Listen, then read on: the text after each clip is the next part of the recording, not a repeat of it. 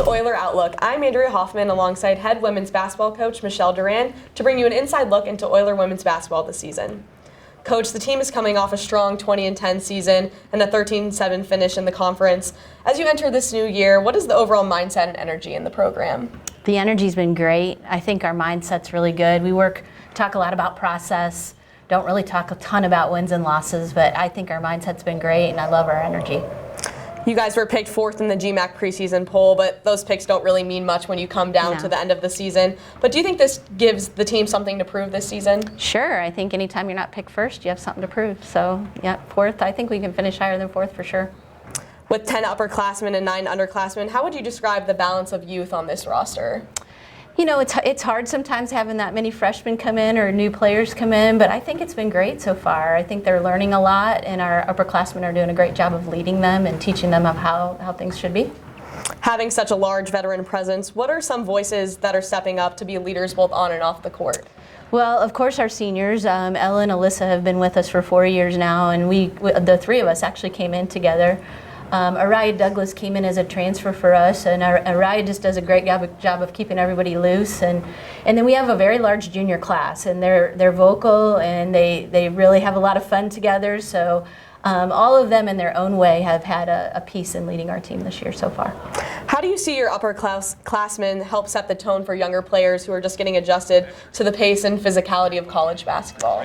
Well, I think they've been through it too. So even though maybe, for Ella and Alyssa it's been a couple years, but they remember how hard it was when they were freshmen, and I think they've just been really good and patient in talking with those girls, and they just have to show up to practice every day, and if you don't keep up, then you're going to be on the sidelines. So I think they just kind of do it by experience.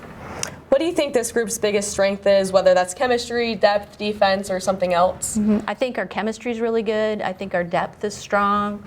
I think our work ethic is really, really good this year. I really like how we're approaching the game and approaching practice. You opened up with an exhibition match against Division I Cleveland State and came up short 75-55.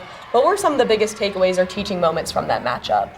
Well, I think first of all, that score isn't indicative of how the game went. We were up in the third quarter. I think we were down 6 going into the fourth. We just kind of had a little bit of a meltdown in the fourth quarter and made some mistakes that they capitalized on like they should. But I think it was actually a confidence builder for us and showed us that we can play with anybody when we want to play well. And then we got to look at film and see where we need to make improvements.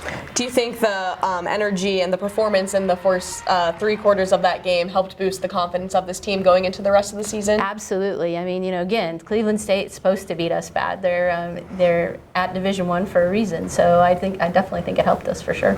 Playing against a Division I opponent before the season, how valuable is that experience in testing your team's composure and identifying areas for improvement early on? Well, on top of just being a really good experience to do something like that, I just think it's a good gauge for us to see where we were at in our program, and I think that it did that for us.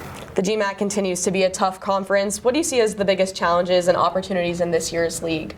I think the GMAC is really a strong conference, all the way from the top to the bottom. I mean, you can't take a game lightly. You have to come in every night ready to play, or somebody's going to get you. Our top teams are certainly very good, but I think all through the conference it's really well balanced. Coach, you helped build this program up since you started here in 2022. What values have you implemented in this program to keep you moving in that right direction?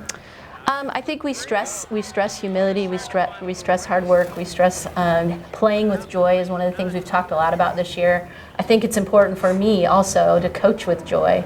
I've gotten for 35 years to do the thing that I love the most in my life, so I need to play with more joy and not be so stressed out all the time about things. And I think I'm trying to do that a little bit more this year.